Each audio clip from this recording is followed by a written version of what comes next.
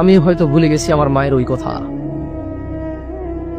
যখন আমি পেশাবে শুয়েছিলাম তিনি পরিষ্কার না করলে আমার উপায় ছিল না সেদিন থেকে। হয়তো আমিও ভুলে গেছি, আমি পড়ে গেছি, তিনি আমাকে না তুললে আমার পুরো গায়ে কাদাযুক্ত থাকতো। আমি হয়তো ভুলে গেছি সিঁড়ির কাছে আমি এসেছি, তিনি সব কাজ ফেলে এসে আমাকে করে নিলে আমি সিঁড়ি থেকে পড়ে মাথা ফেটে অথবা দাঁত ফেটে মারা যেতাম।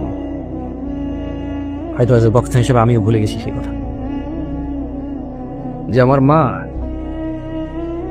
নিজের জন্য ডাল আর ভাতের ব্যবস্থা করে আমার জন্য গরু দুধের ব্যবস্থা করেছিল যাতে আমার পুষ্টি হয়। হয়তো আমি ভুলে গেছি আমার দাদির সাথে ঝগড়া করেছে আমার মা শুধু আমার খাবার নিয়ে। হয়তো আমি ভুলে গেছি আমার বাবা বেকার ছিল, আমার জ্যাঠা জেঠিরা কথা শোনাইতো, আমার মা চুপচাপ কাজ বেশি করে করতো যাতে একটু বাড়তি খেতে পারে, আমি বাড়তি দুধ পাই।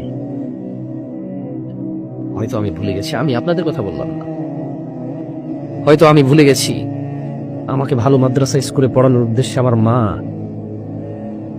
মন মতো, ওনার যখন যুবতী ছিল কত কিছু খেতে ইচ্ছে করতো, ওভাবে খাইনি, কত সুন্দর করে চলতে ইচ্ছে করতো, ওভাবে চলেনি। 5 ভাই ছিলাম আমরা, হয়তো কারো 7 ভাই, কারো 8 ভাই, কারো 4 ভাই।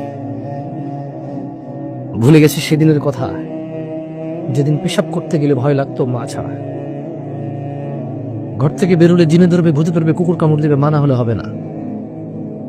সেই দিনের কথা হয়তো আমিও ভুলে গেছি, কিন্তু আল্লাহ নবী সাল্লাল্লাহু আলাইহি সাল্লাম ভুলেননি। তিনি বলেছেন পৃথিবীর সবচেয়ে বড় অপরাধ আল্লাহর সাথে শিরিক করা, তারপরে ওয়াকুল ওয়ালিদাইন, পিতামাতার অবাধ্য হওয়া। কতটুকু অবাধ্য? পারবো না, করবো না, এখন না,